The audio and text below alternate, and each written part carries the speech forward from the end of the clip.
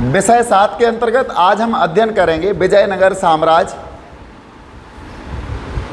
एक साम्राज्य की राजधानी विजयनगर, जिसको बाद में विजयनगर के लोगों ने, जब विजयनगर विनष्ट हो गया तो हम्पी के नाम से अपनी स्मृतियों में याद रखा। आज हम इसका दूसरा भाग पढ़ेंगे, राय, नायक तथा सुल्तान। यानी विजयनगर के राजा कौन थे, इसके नायक या सुल्तान कौन कौन रहे हैं। अगर परंपरा और अभिलेखीय साक्ष्यों के अनुसार हम देखें, यहाँ पर परंपरा और अभिलेखीय साक्ष्यों के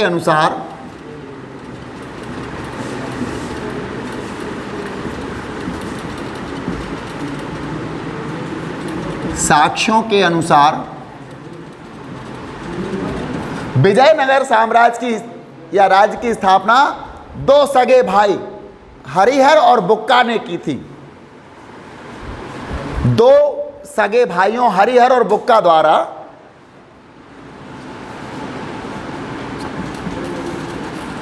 विजयनगर की स्थापना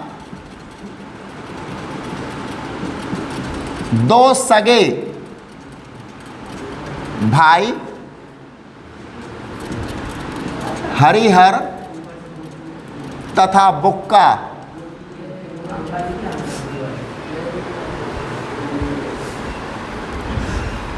बुक्का द्वारा 1636 में की गई थी। बुक्का द्वारा 1336 में की गई थी। यानी हरिहर और बुक्का दोनों सगे भाई थे। चूंकि हम पहले ही बता चुके कि 14वीं शताब्दी में इसकी स्थापना हुई थी। 1300 के बाद एक भी वर्ष आगे बढ़ता है तो वो 14वीं शताब्दी प्रारंभ हो जाती है। 14वीं शताब्दी में विजयनगर की स्थापना हरिहर और बुक्का के द्वारा की गई थी, जो आपस में सगे भाई थे। यहाँ हम विजयनगर साम्राज्य भी लिख सकते हैं क्योंकि ये शासक थे वहाँ के।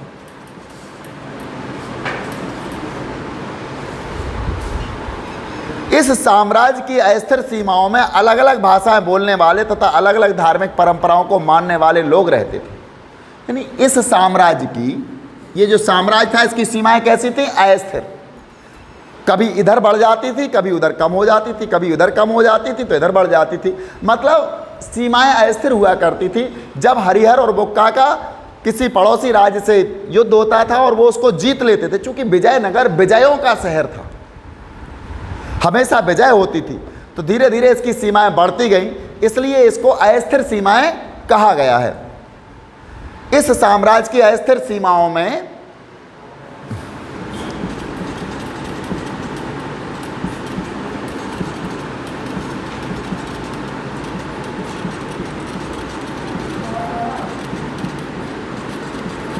सीमाएं ऐसी थी अस्थिर, और यहाँ अलग अलग भाषाओं को बोलने वाले लोग निवास करते थे।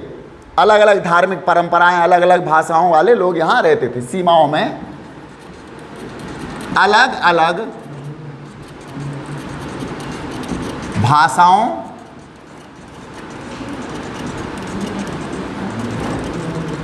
धार्मिक परंपराओं,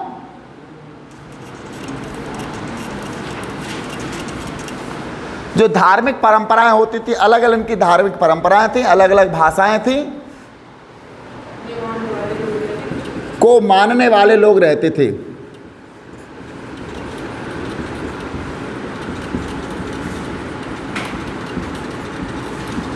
अगर सीधा सीधा हम समझने का प्रयास करें तो विजयनगर साम्राज्य की स्थापना, जो परंपराएं हैं हमारी या अभिलेखों के द्वारा हमें जो प्राप्त हुआ इतिहास के बारे में जानकारी, उसके अनुसार विजयनगर साम्राज्य की स्थापना दो सगे भाई हरिहर और बुक्का के द्वारा सन 1336 ईस्वी में की गई थी।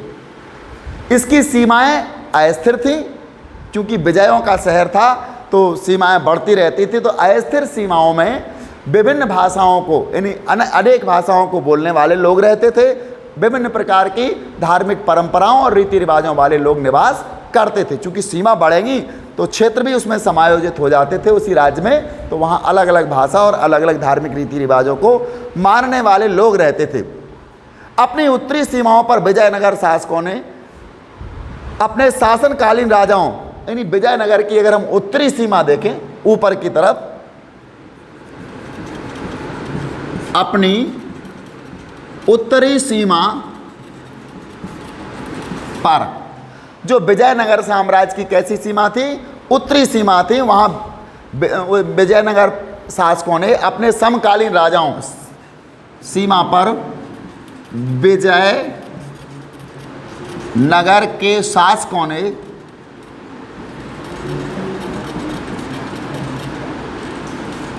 अपने समकालीन उनके समय के जो शासक हुआ करते थे राजाओं, जो भी विजयनगर साम्राज्य के शासक थे उनके समकालीन राजाओं, यहां हमने लिखा है राय, ये राजाओं के लिए ही शब्द हुआ करता था इस्तेमाल। राजाओं जिनमें दक्कन के सुल्तान तथा उड़ीसा के गजपति शासक शामिल थे, राजाओं जिनमें दक्कन के सुल्तान तथा उड़ीसा के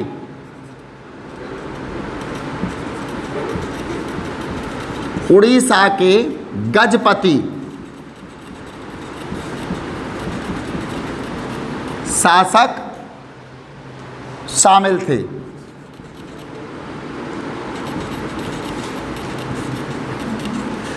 मतलब विजयनगर साम्राज्य के जो शासक थे उनके समकालीन शासक, उत्तर की सीमा की बात करें हम, विजयनगर की उत्तरी सीमा, उत्तरी सीमाओं पर जो उनके समकालीन शासक थे, इन शासकों में कौन कौन थे? राजा थे, साथ साथ दक्कन के सुल्तान और उड़ीसा के गजपति शासक शामिल थे। उर्वर नदी घाटियों, यहाँ की घाटी नदियों की घाटी कैसी थी? उर्वर, उपजाऊ। उर्वर नदी घाटियों तथा लाभकारी विदेशी व्यापार से उत्पन्न संपदा पर अधिकार के लिए संघर्ष किया।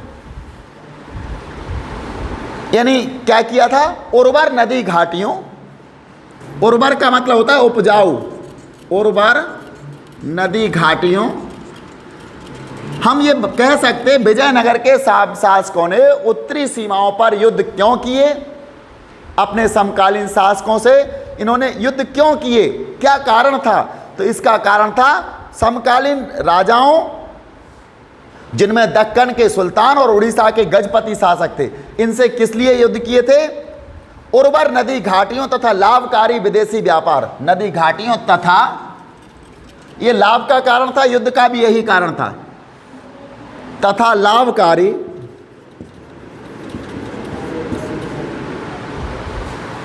विदेशी व्यापार से उत्पन्न, विदेशी व्यापार से उत्पन्न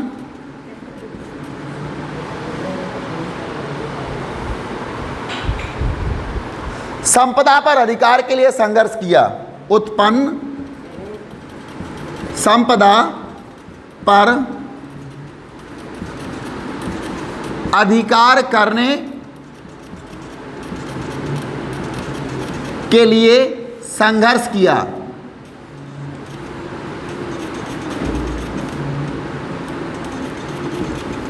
तो ये कहानी हो गई एक तरह से विजयनगर साम्राज्य के जो शासक थे उन शासकों ने अपनी उत्तरी सीमाओं पर, कौन सी सीमाएं थी? उत्तर की ओर जो सीमाएं थी, उत्तरी सीमाओं पर जो उनके समकालीन राजा हुआ करते थे, जिनमें दक्कन के सुल्तान और उड़ीसा के गजपति शासक, गजपति गज हाथी को कहते हैं, जो सर्वश्रेष्ठ शासक होता था, बड़ा शासक होता था, उसको गजपति कहा जाता था उड़ीसा के शासकों में। तो इन शासकों से उर्वर नदी की घाटियाँ, वहाँ जो नदियाँ थीं वो उर्वर से युक्त हैं, यानी उपजाऊ नदी की घाटियाँ हैं, उन घाटियों को प्राप्त करने के लिए और लाभकारी विदेशी व्यापार जो होता था उसको प्राप्त करने के लिए संघर्ष किए थे। विजयनगर के साम्राज्य के शासकों का उत्तरी सीमा में संघर्ष का यही कारण था। साथ ही इन राज्यों के बीच संपर्क के विचारों का आदान प्रदान विशेष रूप से स्थापत्य के क्षेत्र में होने लगा। जब यहाँ विजयनगर साम्राज्य का आधिपत्य हो गया दक्कन के सुल्तानों पर, और उड़ीसा के गजपति शासकों पर। इसके बाद क्या होता है, इन राज्यों के बीच संपर्क से विचारों का आदान प्रदान भी विशेष रूप से स्थापत्य कला के लिए, यानी उन राज्यों से संपर्क हो गया विजयनगर का, और विजयनगर का संपर्क होने के पश्चात वहाँ जो स्थापत्य कला थी, भवन निर्माण कला थी दक्कन की और उड़ीसा की, इस कला के विचारों का आदान प्रदान विजयनगर साम्राज्य से होने लगा था।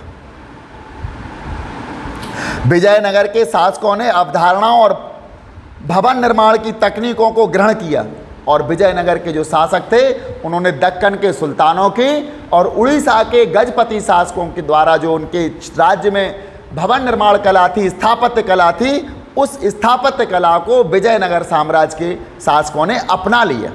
वहाँ कैसे भवन बनते थे, क्या उनके डिजाइन होते थे, क्या उनकी मुख्य पहचान होती थी, इस प्रकार के भवनों को या भवन निर्माण कला को विजयनगर के शासकों ने ग्रहण कर लिया और विकसित भी किया अपने राज्य में। ऐसे भवन भी बनाए।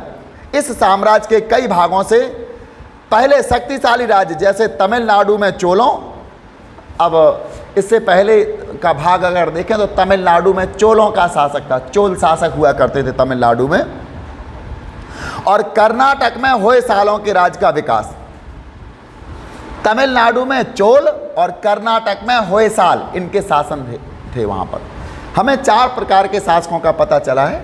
उड़ीसा में गजपति, दक्कन में सुल्तान, तमिलनाडु में चोल और कर्नाटक में होयसाल, इनका राज्यों का विकास हुआ।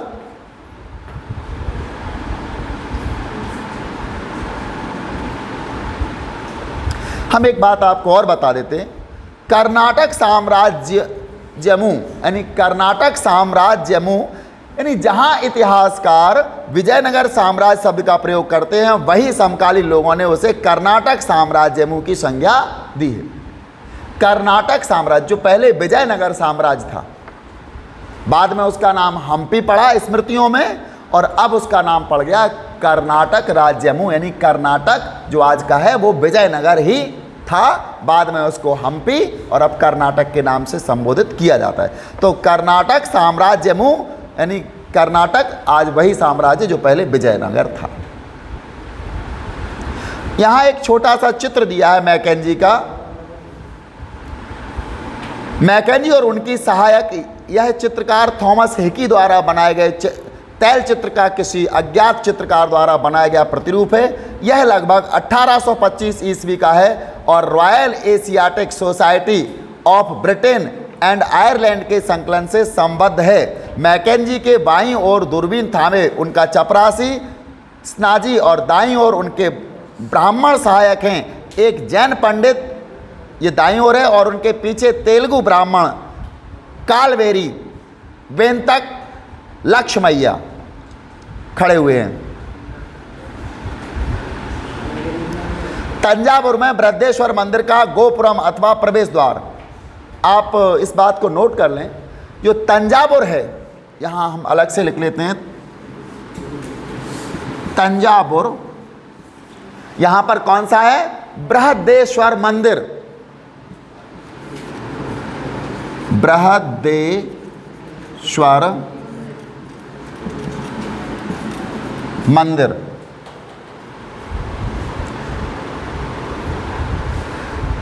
अगर प्रश्न कभी आ जाता है बृहदेश्वर मंदिर कहाँ है, तो तंजावुर में बृहदेश्वर मंदिर है, बिल्कुल स्थित है। इसका मंडप और गोपुरम दिख रहा है जो प्रवेश द्वार की तरह होता है। हाथी घोड़े और लोग। यहाँ गजपति शब्द का प्रयोग हमने किया है उड़ीसा में। गजपति का शाब्दिक अर्थ हाथियों का स्वामी होता है। गजपति का शाब्दिक अर्थ क्या होता है, हाथियों का स्वामी होता है। 15वीं शताब्दी में उड़ीसा के एक शक्तिशाली शासक वंश का यही नाम था। गजपति का आशय क्या होता है, हाथियों का स्वामी। 15वीं शताब्दी में उड़ीसा में एक ऐसा वंश था, ऐसा शक्तिशाली शासक वंश था, इसका नाम गजपति के नाम पर ही रखा गया था। विजयनगर की लोक प्रचलित परंपराओं में दक्कन के सुल्तानों को अश्वपति और दक्कन के सुल्तानों को अश्वपति, अश्व कहते हैं घोड़े को, यानी दक्कन के सुल्तान अश्वपति और उड़ीसा के सुल्तान गजपति। दक्कन के सुल्तान घोड़ों के स्वामी तो उड़ीसा के सुल्तान हाथियों के स्वामी कहलाते थे। अश्वपति या घोड़ों के स्वामी तथा रायों को नरपति या लोगों के स्वामी की संज्ञा दी गई, और जो राय होते थे इनको नरपति या लोगों की संज्ञा दी गई। 3 प्रकार के हमारे यहाँ नाम आते हैं, राय, नायक तथा सुल्तान। उड़ीसा के शासकों को गजपति, चूंकि हाथियों के स्वामी होते थे और वहाँ एक राजा का वंश इसी नाम से संबोधित किया जाता था। दक्कन के सुल्तान अश्वपति अर्थात घोड़ों के स्वामी या अश्व के स्वामी हुआ करते थे, इसलिए उनको इस प्रकार से संबोधित किया जाता था। और जो राय होते थे इनका मतलब होता था नरपति। नरपति, अश्वपति और गजपति। गजपति, अश्वपति और नरपति। जो नरों का स्वामी वो राय नरपति कहलाएगा, हाथियों का स्वामी गजपति कहलाएगा और घोड़ों का स्वामी अश्वपति कहलाएगा। इन क्षेत्रों के शासक वर्ग ने विशाल मंदिरों जैसे तंजावुर के बृहदेश्वर मंदिर तथा बेलूर के चनकेशव मंदिर को संरक्षण प्रदान किया। बेलूर के चनकेशव मंदिर, यहाँ बेलूर और लिख लें आप लोग, बेलूर में है, ये बेलूर के नाम से अब इसको जाना जाता है। बेलूर के चनकेशव,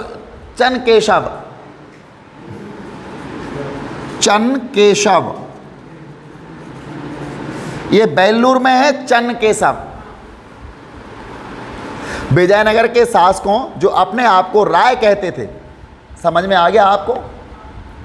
दक्कन के अश्वपति, उड़ीसा के गजपति और विजयनगर के नरपति, राय कहते थे ना इसलिए वो नरपति थे, ने इन परंपराओं को आगे बढ़ाया और जैसे कि हम देखेंगे उन्हें नई ऊंचाइयों तक पहुंचाया।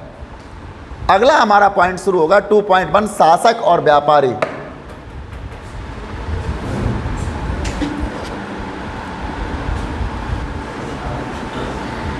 शासक और व्यापारी, हम विजयनगर के बारे में बात कर रहे थे और हम विजयनगर में ये देख चुके थे, वहाँ 3 प्रकार के शासक थे विजयनगर में। उत्तरी सीमा पर उड़ीसा के शासकों को गजपति जो हाथियों के स्वामी होते थे, दक्कन के सुल्तानों को अश्वपति जो घोड़ों के थे और विजयनगर के जो शासक थे वो स्वयं नरपति यानी लोगों के शासक थे, राय कहलाते। चूंकि इस काल में युद्ध कला प्रभावशाली अश्वसेना पर आधारित होती थी। जब विजयनगर साम्राज्य का विकास हो रहा था उस समय जो युद्ध कला थी वो अश्वसेना पर आधारित थी, घोड़ों की सेना पर पूरी तरह से निर्भर थी। इसलिए प्रतिस्पर्धी राज्यों के लिए अरब तथा मध्य एशिया से घोड़ों का आयात बहुत महत्वपूर्ण था। तो उस समय के जो प्रतिस्पर्धी शासक थे वो कहाँ से, यानी विजयनगर साम्राज्य में युद्ध कला पूरी तरह से अश्वसेना पर आधारित थी या प्रभावशाली अश्वसेना पर आधारित थी, घोड़ों की सेना पर। युद्ध के लिए किसकी जरूरत होती थी? घोड़ों की। और घोड़े आयात किए जाते थे। आयात कहां से करते थे? घोड़ों को कहां से मंगाते थे? अरब देशों से। अरब देशों से घोड़े मंगाए जाते थे।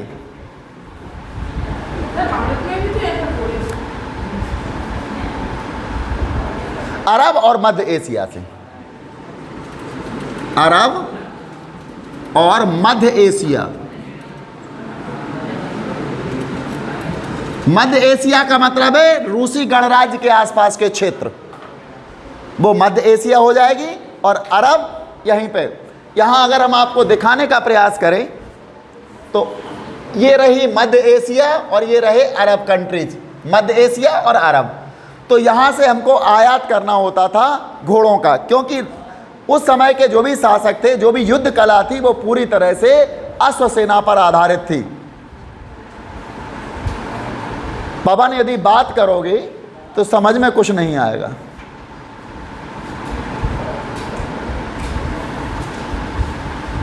यह व्यापार आरंभिक चरणों में अरब व्यापारियों द्वारा नियंत्रित था, यानी मध्य एशिया से और अरब देशों से हमें आयात करना पड़ता था, यानी घोड़ों का व्यापार होता था। और घोड़े महत्वपूर्ण किसके लिए थे? युद्ध कला के लिए। और इस व्यापार पर आरंभिक चरणों में अरब व्यापारियों द्वारा नियंत्रित था। अरब के व्यापारियों का दबदबा था इस व्यापार पर। चूँकि अरब से ज़्यादा वस्तुएं आती थी, घोड़े भी आते थे, तो उनका दबदबा ज़्यादा था। व्यापारियों के स्थानीय समूह जिन्हें कुदिरई, चेट्टी अथवा घोड़ों के व्यापारी कहा जाता था। जो व्यापारियों के स्थानीय समूह होते थे, व्यापारियों के स्थानीय समूह, इनको क्या क्या, कुदिरई,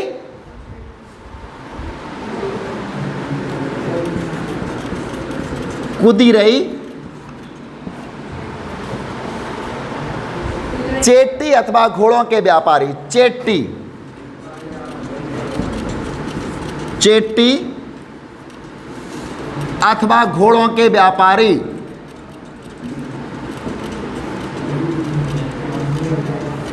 स्थानीय स्तर पर इन लोगों को इस नाम से पुकारते थे, कुदिरई, चेट्टी या घोड़ों के व्यापारी, इनको कहा जाता था। स्थानीय स्तर पर भी इन विनिमयों में भाग लेते थे। यानी अरब के व्यापारियों का तो व्यापार पर नियंत्रण था ही साथ स्थानीय व्यापारी जिन्हें कुदिरई, चेट्टी या फिर घोड़ों के व्यापारी कहा जाता था, ये भी इस व्यापार में भाग लेते थे। इन यानी 1498 की बात है, 1498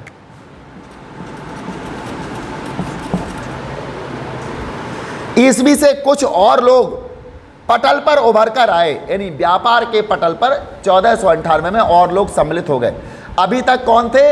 अरब के व्यापारी जिनका पूरे व्यापार पर नियंत्रण था। इसके बाद स्थानीय व्यापारी जिन्हें कुदिरई, चेट्टी या घोड़ों के व्यापारी कहा जाता था, ये भी विनिमय में सम्मिलित थे। जो विनिमय होता था, व्यापार होता था, इसमें ये सम्मिलित थे। लेकिन 1498 ईस्वी में कुछ और लोग पटल पर उभर कर आए, यानी व्यापारी कुछ और लोग बन गए, और वो थे पुर्तगाली। पुर्तगाली थे जो उपमहाद्वीप के पश्चिमी तट पर आए और व्यापारिक तथा सामरिक केंद्र स्थापित करने का प्रयास करने लगे। आपको पता होगा 1498 में कालीकट बंदरगाह पर सबसे पहले पुर्तगाली जो नाविक था, वास्को डी गामा आया था। तो अभी तक तो इतने ही लोग थे, अरब के, मध्य एशिया के और स्थानीय व्यापारी। लेकिन 1498 में इस पटल पर कुछ और लोग उभर कर आए और इनमें सबसे प्रमुख थे पुर्तगाली लोग। ये यहाँ आए और व्यापार करने की अनुमति वहाँ से ले गए थे। चूँकि कालीकट बंदरगाह पर आए थे, वहाँ के राजा का नाम जमहुरिन था, उससे वो अनुमति लेकर के वापस पुर्तगाल चला गया था और कुछ दिनों बाद यानी 1500 में आकर के वो फिर यहाँ व्यापार करने लगा था। पुर्तगाली थे जो उपमहाद्वीप के पश्चिमी तट पर आए और व्यापारिक तथा सामरिक केंद्र स्थापित करने का प्रयास करने लगे। व्यापारिक भी केंद्र स्थापित किया इन्होंने पुर्तगालियों ने, और सामरिक भी, युद्ध के भी केंद्र बनाए अपने और व्यापार के भी केंद्र बनाए। दोनों प्रकार की इन्होंने अपनी तैयारी शुरू कर दी। उनकी बेहतर सामरिक तकनीक, पुर्तगालियों की जो सामरिक तकनीक थी, युद्ध की कला थी, बेहतर थी। मतलब भारतीयों से या दक्कन से, उड़ीसा से, विजयनगर से, इन सब से बेहतर थी।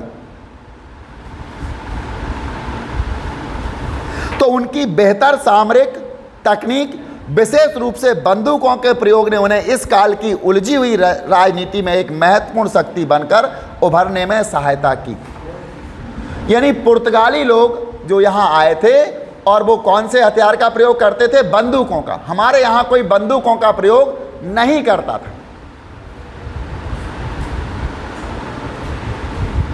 जब बंदूकों का प्रयोग उनकी सामरिक तकनीक में शामिल हुआ तो यहाँ के लोग आश्चर्यचकित रह गए कि इतने दूर से कैसे बंदूक। पहली बार हम लोगों ने बंदूक देखी थी और उनके बंदूक उनके युद्ध से में या उनकी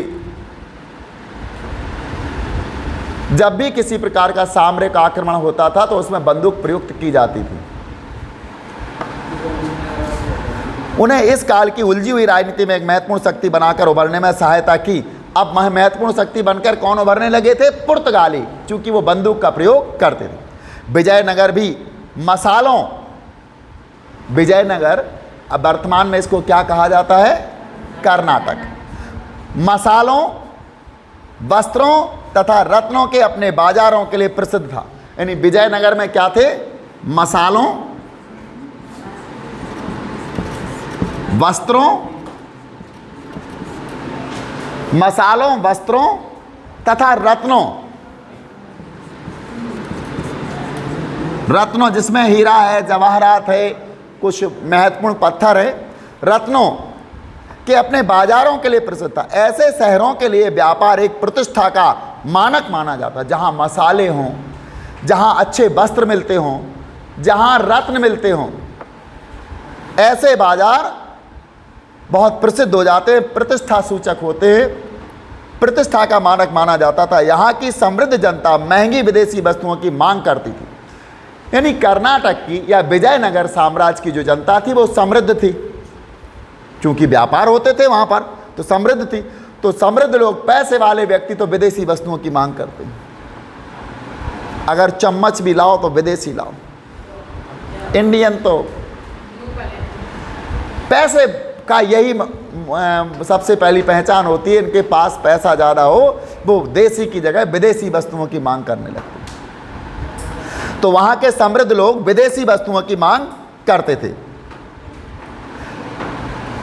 विशेष रूप से रत्नों और आभूषणों की, विदेशी रत्न और विदेशी आभूषणों की मांग करते थे। दूसरी ओर व्यापार से प्राप्त राजस्व राज्य की समृद्धि में महत्वपूर्ण योगदान देता था। जब व्यापार होता था विजयनगर का विदेशों से, तो उसको राजस्व भी मिलता था, टैक्स भी मिलता था, तो उससे राज्य की समृद्धि होती थी। विजयनगर साम्राज्य की समृद्धि उसी से होती थी, क्योंकि वहाँ व्यापार विदेशी व्यापार होता था और विदेशी व्यापार से उनको राजस्व की प्राप्ति होती थी।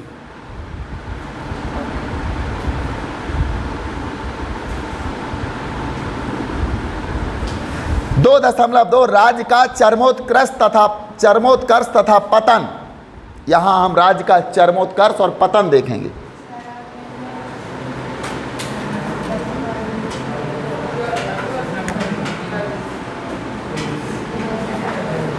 राज्य का चरमोत्कर्ष तथा पतन।